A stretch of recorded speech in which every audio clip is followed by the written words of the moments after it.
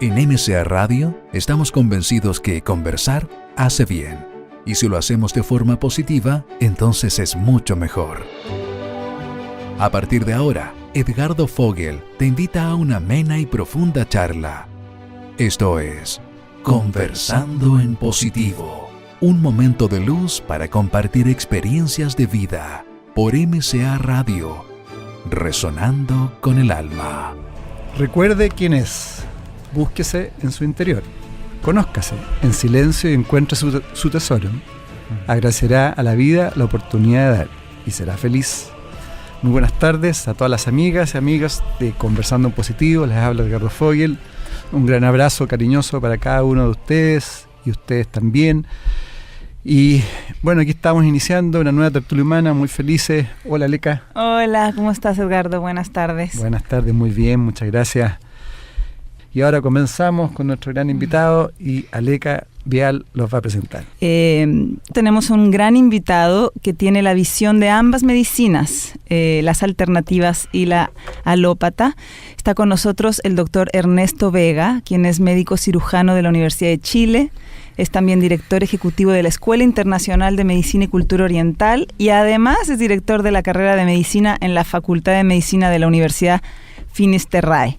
Así que estamos con él para hablar sobre fitoterapia, sobre reflexología, terapia floral, psicología clínica, cómo se integran todas las terapias alternativas con la medicina tradicional.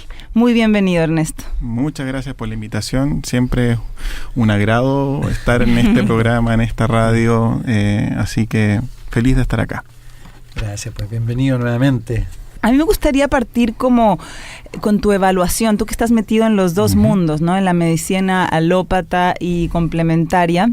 ¿Cómo estamos hoy en Chile en la integración de estas dos medicinas, tanto en el sector público como privado? O sea, existe la sensación para nosotros que somos los pacientes que están muy divorciadas, de que los medicinos, que una medicina no adhiere a la otra. ¿Cuál ha sido la integración en Chile y qué tanto está incluida en los servicios públicos y privados?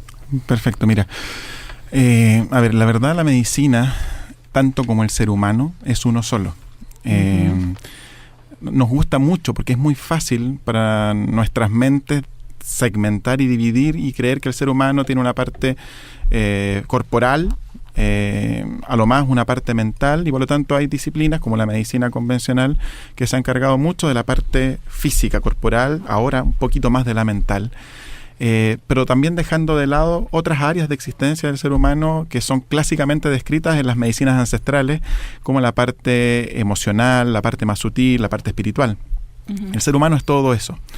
La medicina ancestral oriental, por ejemplo, complementaria, alternativa, integrativa, que son muchos nombres que se le da solamente a una medicina que tiene una visión amplia del ser humano. Por lo tanto, cuando afirmo que la medicina es una sola, estoy diciendo que la verdad no debiera haber una diferencia entre una medicina alópata o una medicina alternativa. Son conceptos que están también dados desde probablemente la ignorancia de no conocer que el ser humano es uno solo o no experienciarlo de esa forma. Por lo tanto, yo siento que en Chile la integración ha ido avanzando, siempre más lento de lo que uno quisiera, pero cada vez más hay escuelas de medicina que tienen en su currículum el tema de ciertos tópicos que parecen ser alternativos, pero que no lo son, como la fitofarmacia o como las medicinas que se llaman mente-cuerpo, donde ya es evidente que los estados emocionales y mentales afectan los estados físicos, y donde también al revés ya se está haciendo evidente que los estados físicos, las patologías físicas, afectan los estados mentales y emocionales. Por lo tanto, se está avanzando mucho en eso. ¿En los programas de estudio, dices tú? En los programas de estudio. Yo creo que otro concepto que se ha intentado integrar y que cada vez se hace también evidente es el concepto de humanización. Sin importar si uno practique o no técnicas, voy a hacer entre comillas, raras, como las que no son occidentales, por decirlo de otra forma, cada vez se entiende más que es necesario humanizar la medicina, hacer una atención centrada en el paciente. Está cambiando un poco el foco. Sí. Y eso es parte de los cambios de los tiempos que uno va viviendo. Chile también se caracteriza por tener una legislación que le da un piso importante a las medicinas, como les dice el Ministerio, complementarias y alternativas. ¿Por qué? Porque en otros países practicar estas medicinas incluso ronda cerca de lo ilegal. En cambio, Chile la reconoce, la acepta, la regula, dice cuánto es lo mínimo que debe estudiar una persona para dedicarse al tema, y eso es bastante especial. Eso no es tan frecuente de ver. Por lo tanto, en Chile han pasado cosas especiales que hacen que puedan haber un congreso este fin de semana, otro congreso el otro fin de semana del tema, lo mismo que organiza Edgardo, que ha sido año a año en la estación Mapocho. O sea, pasan cosas que ha desarrollado el concepto de la visión integral del hombre y la importancia de la humanización de todo en el fondo. Ahora, los centros de salud públicos y hospitales, ¿tienen áreas de medicinas complementarias? ¿Está incorporado algunas terapias dentro de los servicios? Ha sido bastante interesante eso. Siempre ha partido por integrarlo a lo que es la medicina del personal de la institución. En el Hospital Barros Luco, en el Hospital San José, los médicos de personal y la atención al personal ha integrado el tema. Otras instituciones que también lo han integrado de una forma muy fácil son los hospitales institucionales, como de las Fuerzas Armadas, porque son muy pragmáticos. Han generado servicios o han probado con la acupuntura y han visto que la acupuntura sirve, y como son pragmáticos en su pensar, dicen, si la acupuntura sirve, yo la aplico. Y por ejemplo, en el Hospital de Carabineros hay un servicio de acupuntura. O sea, porque han probado y ha servido.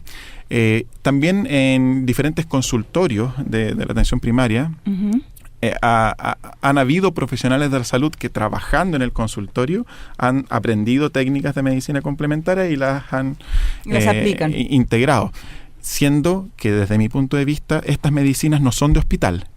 Estas medicinas nacen para prevenir, nacen para la primera relación con el ser humano, para mantenerlo sano, y para, si está enfermo superficialmente, sacarlo de ahí y que sepa administrar su salud para mantenerse sano. Por lo tanto, esta es una medicina que está llamada a estar en la atención primaria de salud.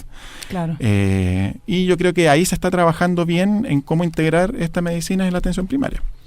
Ahora, ¿cómo se puede, o cómo han ido evaluando las medicinas complementarias en los pacientes? ¿Hay algún nivel de evaluación y comparado con la evaluación que se hace con la medicina alópata? Son paradigmas diferentes. La medicina convencional tiene la ventaja de ser muy concreta y por lo tanto los resultados que obtiene son concretos y son medibles y son estandarizables. La medicina ancestral, la medicina tradicional, se basa en aspectos concretos, pero también en aspectos muy sutiles. Los conceptos de energía pueden ser muy concretos, pero también muy sutiles. Y por lo tanto, cuesta medir, cuesta sistematizar, porque el paradigma de la medicina ancestral es no existen enfermedades, solo enfermos. Y por lo tanto, no le puedes hacer a un grupo de pacientes el mismo tratamiento. Son tratamientos muy individualizados, por lo tanto no son sistematizables como para comprobar si sirven o no. Y se basa en conceptos muy sutiles. No hay nada más sutil que la homeopatía o la terapia floral, en donde es muy difícil. Solamente en general estos trabajos se han hecho en cuanto a satisfacción usuaria. Y por lo tanto, en general, todos esos trabajos hablan que tienen muy buenos resultados porque los pacientes tienen menos síntomas, se sienten mejor, están muy contentos, mejoran sus estados de ánimo, que son cosas consideradas en el mundo de la medicina convencional como muy blandas, como poco objetivas. Y donde habitualmente uno escucha que todo se explica porque puede ser un efecto placebo, donde la misma persona se siente tan acogida, tan bien tratada, que se va mejorando o sintiendo mejor, pero no demostrado que a través del mecanismo de acción de la acupuntura o de la terapia floral o de la homeopatía. Falta probablemente investigación dura en ese sentido. Hay que recordar que la gente que en general se dedica a este tipo de medicina no tiene una formación científica dura, y por lo tanto ya partimos con un background negativo en ese sentido.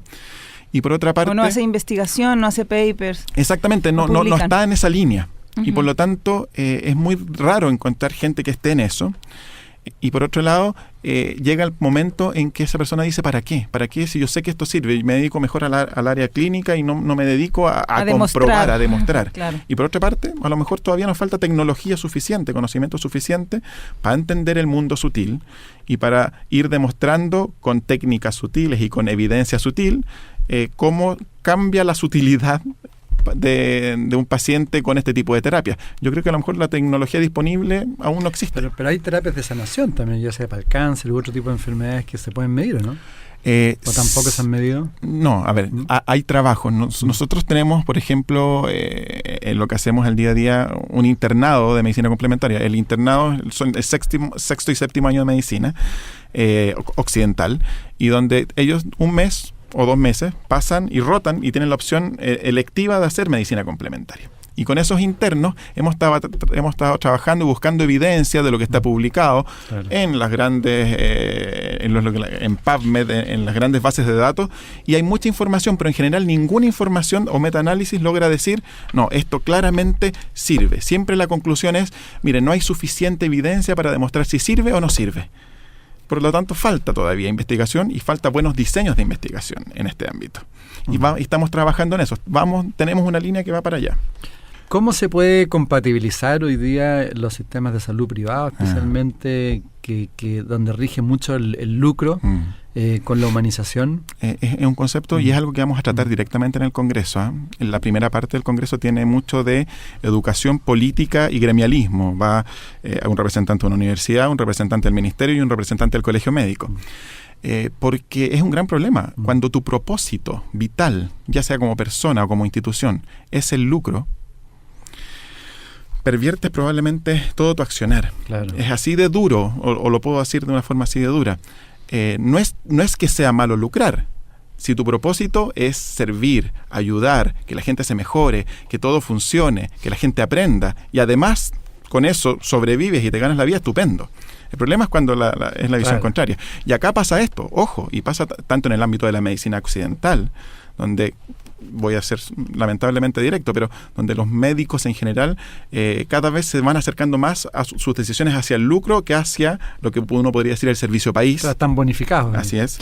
Y las decisiones se toman desde ese punto de vista, que es, yo creo que el error, porque finalmente uno cree que está ganando, pero está perdiendo. En la medicina complementaria también pasa. Mucha gente que se dedica a la práctica de medicina complementaria, siendo que tiene sensibilidades especiales, probablemente dotes particulares, uno, le dedica poco tiempo a su formación, porque estamos en una época de que todo tiene que ser rápido, todo tiene que ser ahora. O sea, si logro formarme en biomagnetismo, por ejemplo, en 4 días, y logro salir a tratar, es mejor que estar estudiando 3 años, que es nuestra carrera, por ejemplo, de medicina oriental convencional en acupuntura. Es más inmediato, por lo tanto me dedico a eso. Porque finalmente muchos terapeutas de medicina complementaria también están enfocados en el lucro. Claro. Entonces te alarga el tratamiento. Y alarga el tratamiento, por lo tanto, es un tema de la sociedad, no es un tema de la medicina occidental o de la ética individual. De la ética individual y del propósito vital que te mantiene vivo. ¿Y en China cómo funciona?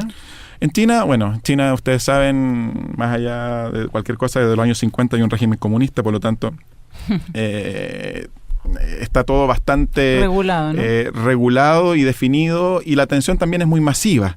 Al igual como pasa en India, la medicina que nosotros le llamamos complementaria ya forma parte del sistema oficial y por lo tanto es parte de, y es como ir a un consultorio de acá. Hay colas en la mañana y los pacientes se atienden en 10 boxes al mismo tiempo. No tiene nada que ver con la experiencia que tenemos nosotros acá, que la medicina complementaria en Chile todavía es una medicina de élite, claro. Todavía es una medicina privada, todavía es una medicina que tiene la gente poco acceso a ella, salvo honorables causas que llevan ciertas personas que llevan este tipo de medicina a los lugares con menos recursos, digamos, pero no es lo habitual. Ahora, como hay una oferta tan grande, ¿qué tenemos que observar los pacientes para identificar si un profesional de la medicina complementaria está capacitado y es serio? Porque como hay tantos cursos que duran un mes, 15 días, como dices tú, y otros que realmente estudiaron, ¿qué tenemos que evaluar, observar para ver si vamos Yo creo que es bastante simple, lo mismo que hace uno con el médico. Hay que recordar que el nicho de la medicina complementaria, lamentablemente todavía, es un tipo de paciente que no ha tenido buenos resultados en la medicina convencional. Así es. Es lo clásico. Nadie va al médico, y tampoco la medicina complementaria, a decir, ¿sabe qué? No me quiero enfermar, así que quiero que me mantenga y que me trate para no enfermarme. No es la consulta habitual, que debiera ser, pero bueno. Y por lo tanto, tal como cuando uno va a un médico, uno se fija habitualmente en dónde estudió, cómo lo trató, qué hizo, los resultados que va teniendo. Lamentablemente, como el nicho de la medicina complementaria es gente que ya ha pasado por muchas cosas, es gente un poquito desesperada. Y por lo tanto tiende a creer cualquier cosa, cualquier promesa que se le haga. Y un dato muy importante, la medicina complementaria no es mágica. La medicina complementaria, igual que cualquier medicina, si uno consulta luego, tiene mejores resultados que si consulta en estados terminales.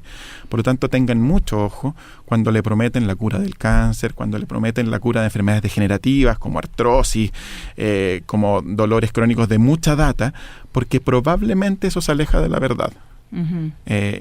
Por lo tanto, nivel de estudios, promesas razonables o compromisos terapéuticos razonables. Sentido común ahí. La verdad, la respuesta era esa, sentido común. Ahora, no siempre es el más común de los sentidos. Es complejo. Es complejo. Te venden el cuento de eso. Claro, y es un problema que hemos tenido, lo que hemos determinado dedicarnos a este tema por una u otra razón, porque el concepto de chanta, que sale a cada rato por todas partes, cuesta sacarlo de encima. Si un médico se equivoca en un tratamiento, nadie dice que la medicina no sirve. Uno dice, este médico se equivocó. Si un acupunturista comete un error o no hace lo que tiene que hacer o no logra un éxito de tratamiento, ¿qué dice la gente? La acupuntura no sirve.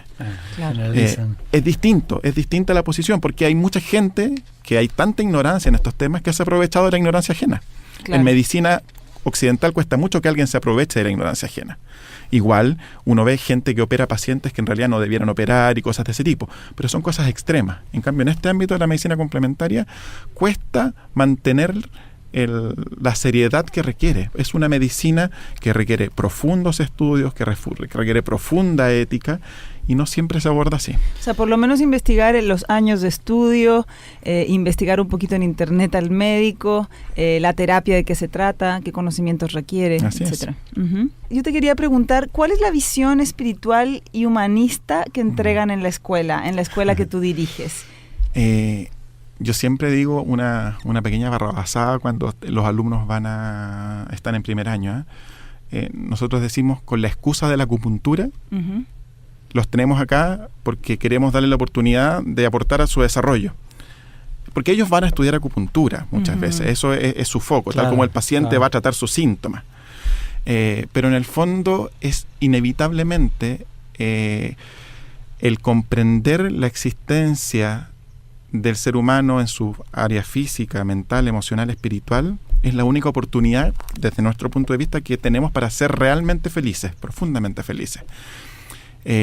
Porque el ya olvidar alguna de esas partes te aleja de lo que eres y te aleja, por lo tanto, de tu gran propósito y de tu gran sentido de vida.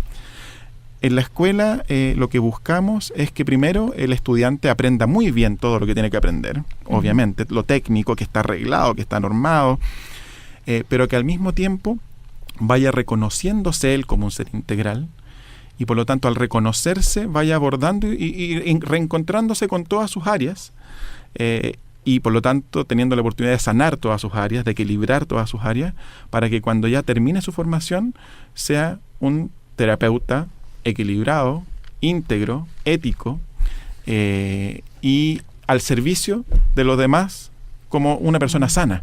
Cuando tú solo estudias una técnica, en 6 meses, en 1 año, en 3 años, da lo mismo, pero solo una técnica, no eres una persona equilibrada ayudando a otros, eres una persona habitualmente desequilibrada, porque no te conoces, que sabe técnicas y que puede aplicar esas técnicas, pero que no las puede aplicar con la profundidad, con la calidez, con la verdad necesaria, y por lo tanto no puedes ayudar tanto al otro como quisieras. Yo creo que lo que busca la escuela es el desarrollo humano profundo, además de transformarlos a esas personas que se desarrollan profundamente en grandes técnicos y en grandes terapeutas, que es lo que vinieron a aprender. Ernesto, ¿y tú crees que hoy día los médicos tradicionales y las escuelas de medicina tradicionales debieran incorporar el desarrollo humano más profundo en su ¿cómo se dice? El currículum, ¿no? En su currículum. Mira, yo creo profesional. que se está hablando harto de eso, de una forma distinta, no con quizás la profundidad que la estamos desarrollando acá. Yo tengo el honor también de estar haciendo un magíster en educación médica en Barcelona.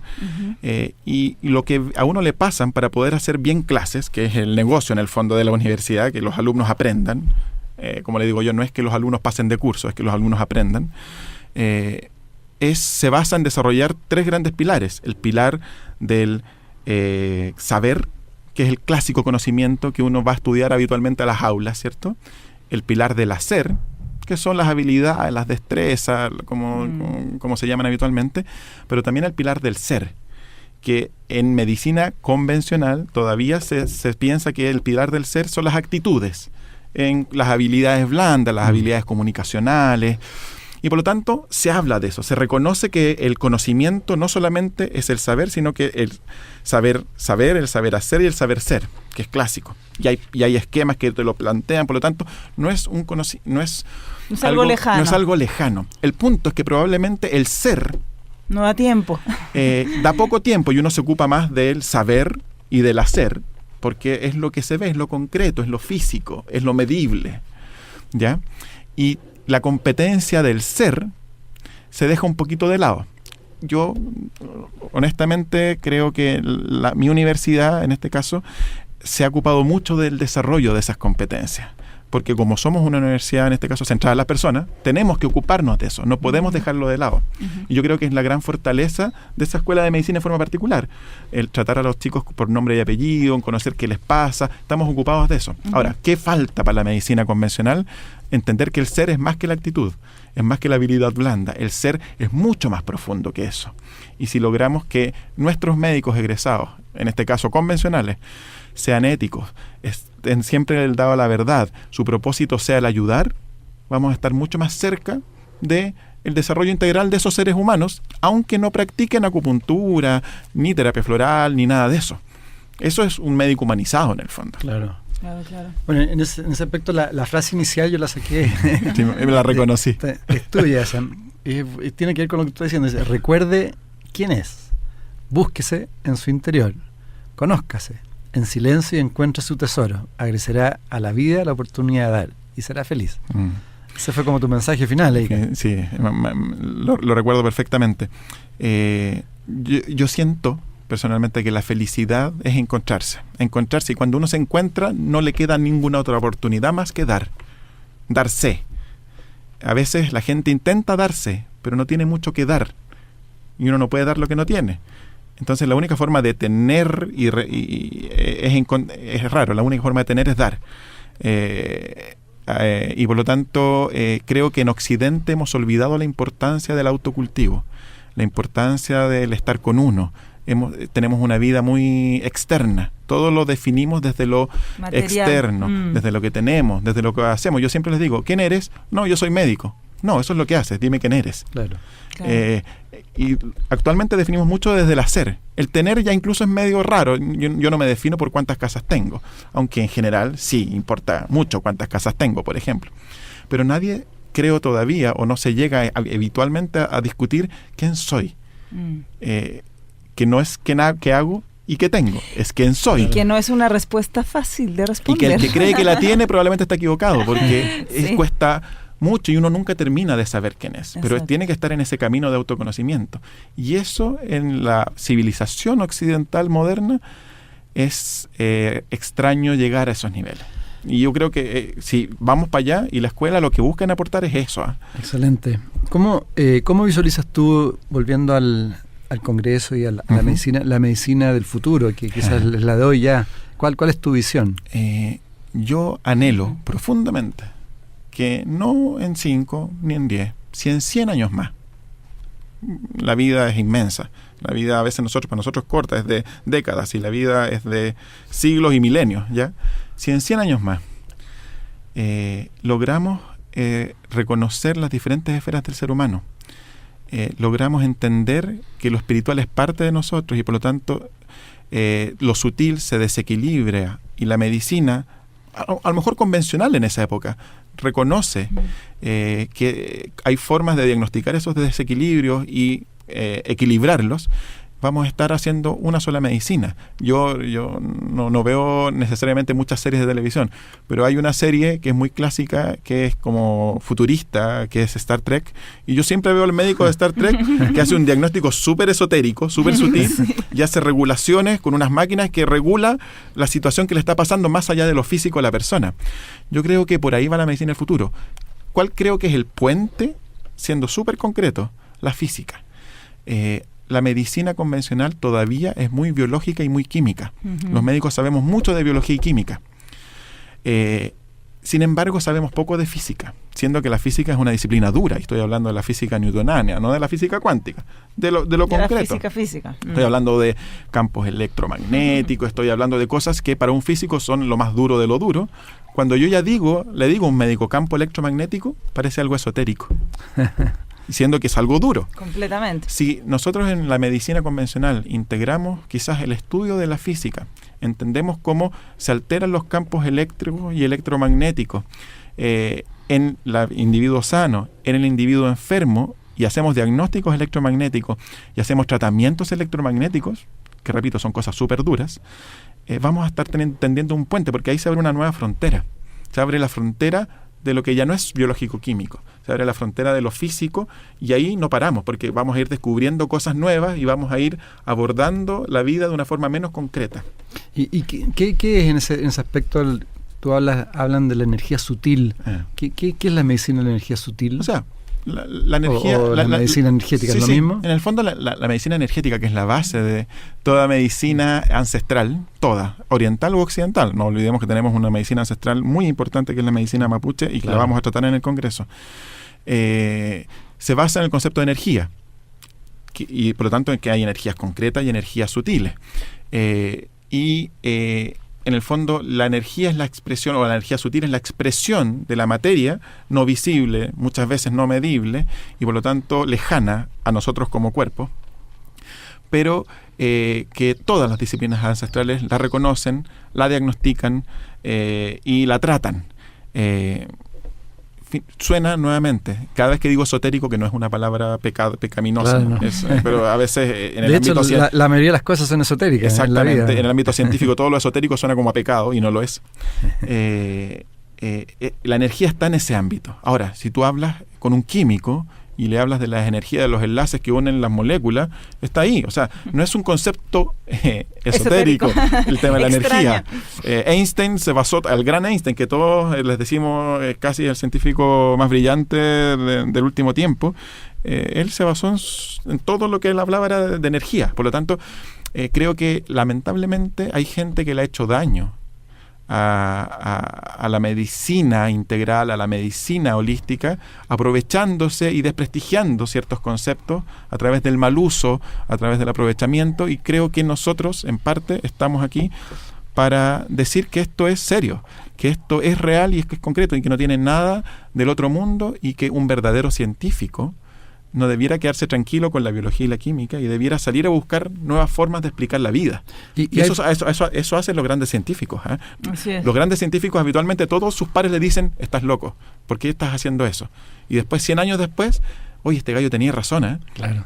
Les dan premios Nobel póstumos y cosas de ese tipo, porque en el fondo el investigador, el aventurero, el científico busca la verdad y no se queda tranquilo con la verdad aceptada. Dice, la verdad tiene que ser más que esto, y ese es el que busca, y esto es de buscadores. ¿Y hay alguna forma de que uno como ser humano normal, auditor, auditora, uno se pueda conectar a esta energía y poder hacerla más tangible? Yo creo que pasa por autoconocimiento. Yo soy en general enemigo de lo express. Creo que la naturaleza hace sus cosas en ciclos y de una forma muy lenta, y el ser humano busca en su visión de lo externo lo inmediato. Yo creo que una persona que se va conociendo, que se va desarrollando, que se va equilibrando mágicamente, estoy haciendo un signo entre comillas, claro, va descubriendo esos aspectos energéticos, va sintiendo, va percibiendo de otra forma, va viendo la vida con otro prisma. Lamentablemente también, nuevamente en este método del Express, existen disciplinas que tratan de rápidamente transformar una persona de un estado A a un estado Z sin pasar por todo el abecedario. Y eso puede causar un profundo daño. Es mi opinión que tengo de las plantas alucinógenas, por ejemplo, que la gente abusa muchas veces para tener experiencias especiales, energéticas, profundas, elevadas. Y no sabe que eso no necesariamente pasa por una cosa externa, pasa por un proceso de desarrollo interno. Y eso, no sé si por suerte o lamentablemente, pero eso es lento. Eso no es del día para otro. Una persona que muy rápidamente, de un día para otro, entra a ese mundo de lo sutil, puede hacer un brote esquizofrénico. Porque es pasar desde un ambiente concreto, racional, a una cosa que es inentendible y por lo tanto tiene sus riesgos inherentes. Por lo tanto, mi consejo en este caso, más que la pastilla para ver o la pastilla para sentir o la pastilla para percibir, es el trabajo interior para que luego, cuando esté preparado, vea lo que tiene que ver, sienta lo que tiene que sentir, haga lo que tiene que hacer. Y con ese trabajo interior, vas logrando también, porque tú hablabas del equilibrio, de la armonía, ¿no? Que se va equilibrando esa energía. Entonces uno va, la idea es ir llegando en el fondo, yo creo que la palabra es armonía. Uno va armonizándose. La armonía, cuando uno dice armonía, cuando todo un conjunto de cosas se conjugan y parecen bellas. Ese es el concepto de armonía clásico. Una armonía musical es cuando una nota con otra, tres habitualmente forman un acorde, por ejemplo. Eso es armónico. Con el autoconocimiento, con el desarrollo profundo del ser, tu vida se armoniza. Y mágicamente dejas de hacer cosas que te hacen daño porque ya no tienen sentido para ti hacerlas, y vas acercándote a cosas que te hacen bien. No porque alguien te lo impuso, no porque un doctor te dijo usted no haga más esto, sino que para ti es natural hacerlo. Cualquier cosa que sea express, que alguien se lea un libro de autoayuda o que alguien vaya a un doctor iluminado y que te diga dígame doctor qué hago con mi vida y yo lo hago para mejorar, corre el riesgo de tener el impulso de la primera, la segunda, la tercera semana donde uno disciplinadamente hace lo que te dijeron y ya la cuarta, la quinta vas dejando de hacer porque no forma parte tuyo. Una curva no es tu verdad, es algo impuesto de afuera. Y actualmente los pacientes, los estudiantes buscan, repito, lo externo. No buscan, como decimos en la Escuela de Medicina de la FINIS, no buscan amar el saber. Buscan pasar de curso, por ejemplo, pero no buscan saber. Y por lo tanto pueden calentar la materia, saber en ese momento o parecer saber y después olvidar, porque todo lo que no es profundo y lo que no va acompañado de un desarrollo interior real, se olvida, se deja de lado. Entonces... Yo te preguntaba esto porque también por la relación con el paciente, porque según lo que entiendo, de una otra forma uno como paciente se tiene que sanar uno a sí mismo. Así es. O sea, esta otra frase impopular que digo, lamentablemente a los terapeutas y a los médicos nos conviene que la gente se enferme. Es una frase súper dura. Cuando uno la dice y toma conciencia de ello, uno dice, wow, chuta, qué lástima que tenga que la gente sufrir para yo poder mantenerme. Y la pega de uno debiera ser algo tan simple como obviamente ayudar al que está enfermo a reequilibrarse, pero enseñarle, más que enseñarle como un profesor, darle la oportunidad de que esté con la claridad mental suficiente y la armonía suficiente para que de ahora en adelante empiece a decidir bien, a administrar correctamente su vida para que no vuelva a enfermarse. Así es. Ese debería ser el rol del terapeuta. Claro. No el rol del mecánico de auto que le deja algo malo para que vuelva, porque la única forma que él tiene de tener el pan del día a día es que la persona vuelva y vuelva y vuelva a tratarse con él. Bueno, con respecto a eso, los mapuche dicen que el médico, y lo que significa la palabra médico en mapudungún, es el que le habla con poder al alma. Ajá. Que muchos de nosotros tomamos medicina natural y vitaminas naturales, minerales, todos los días. ¿Cómo investigar cuál es la terapia natural o la medicina natural que tenemos que tomar y que nos hace bien para nuestro organismo? No es tan fácil. Hay mucho, claro. Hay demasiada oferta. Hay demasiada oferta y hay poco conocimiento. Así es. Primero, toda medicina ancestral en general separa a los tipos de seres humanos en constituciones, en diferentes tipos de seres humanos. No todos somos iguales. a veces esa lucha que uno tiene por la igualdad ante todo, y sería terrible que todos fuéramos clones, que esa cosa de igualdad de género, no sé por qué tiene que haber igualdad de género en todo, parece una lucha más, es raro. Y pero nos dan a todos el mismo complemento vitamínico. Exactamente, y somos diferentes, las mujeres son muy diferentes a los hombres por suerte, y dentro de las mismas mujeres y de los mismos hombres hay diferentes biotipos. Es imposible que una sola receta mágica le sirva a todo el mundo, primero, ¿ya? Por lo tanto, siempre los diagnósticos y los tratamientos son individualizados, son trajes a la medida. Y por otra parte, el propósito de las empresas que generan muchos de estos suplementos, nuevamente que hablábamos hace un ratito, no necesariamente es que la gente se sane, es generar medicamentos o suplementos y que la gente los compre. Por lo tanto, te van a llenar de información para que tú compres la mayor cantidad de suplementos posibles. Sorry, pero es así. Y por lo tanto, en general, la medicina ancestral dice que las dosis son relevantes, y mientras menores las dosis, probablemente más efecto tienen. En acupuntura se dice que el gran maestro de acupuntura es el que con una aguja logra el tratamiento. O sea, que en el punto. Y los aprendices son los que tienen que poner 40 agujas para lograr el mismo efecto que el maestro con una.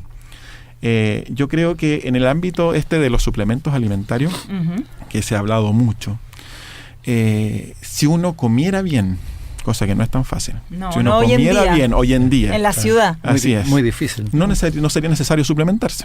Haciendo el ejercicio adecuado, respirando correctamente, que es otro tema y que es muy difícil en Santiago. Y por lo tanto se requieren ciertos suplementos. La clásica vitamina B para el que es vegetariano, o ciertos suplementos que van a ayudarte a estar en el estrés que significa estar en la ciudad. Por lo tanto, el omega 3 dicen que para la ciudad es importante, ¿no? El omega 3, que es el aceite que habitualmente está en la carne negra de los pescados, sirve mucho como un gran antiinflamatorio. Actualmente en medicina convencional se reconoce que la inflamación, o evitar la inflamación es un proceso natural, es un proceso de reparación que se genera cuando hay lesiones, pero la inflamación crónica, que genera y que tiene un gran componente en la hipertensión, en las dislipidemias, en todo lo que es la inflamación generalizada del organismo, que genera mucho dolor habitualmente, el omega 3 ayuda a combatir ese estado inflamatorio permanente y salir de ese estado inflamatorio. Ahora, pero hay contraindicaciones de tomar, Siempre. por ejemplo, 6 meses el mismo Siempre. complemento vitamínico. Siempre hay, porque los alimentos son medicina. Y por lo tanto, es imposible que alguien que sepa te diga que tú puedes comer siempre lo mismo. Uno, tanto como la alimentación, como los suplementos, es impulsos y en dosis. No es una cosa continua. Uno tiene que dejar al organismo descansar. Tal como en verano tiene que comer ciertas cosas, en invierno otras y en otoño otras, y que habitualmente son las que te da la madre tierra y que están a disposición en esa época. No es normal comer sandía en invierno, ¿cierto? No es normal tomar limonadas en verano, siendo dos ejemplos. Lo mismo es con los suplementos alimenticios, son alimentos hechos cápsula y por lo tanto tienen que tener pulso. Para cerrar el programa, entonces, Dale. ¿por qué no nos das un mensaje para nuestros auditores? Tenemos 2 minutitos. 2 minutos. Quizá yo había notado aquí sobre tu maestro, de las enseñanzas de tu maestro Sri Kung-se, que tú dices que encarna los atributos de Lord Shiva. Quizá alguna enseñanza de él o que te inspire.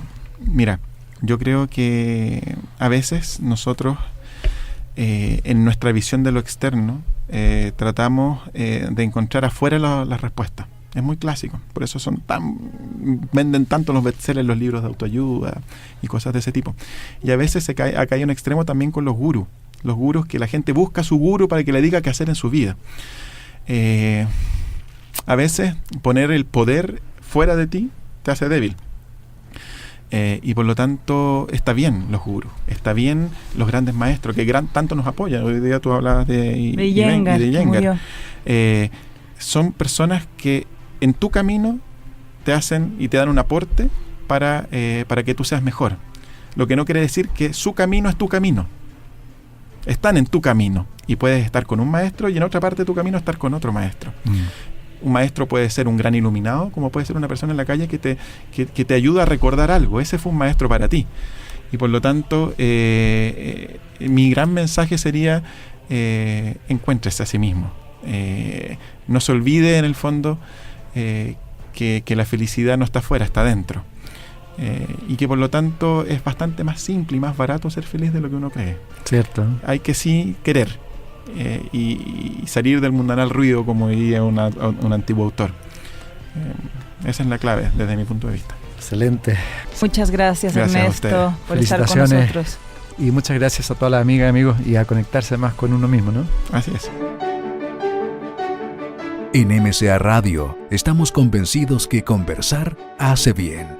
Y si lo hacemos de forma positiva, entonces es mucho mejor. Edgardo Fogel te acompañó en una amena y profunda charla.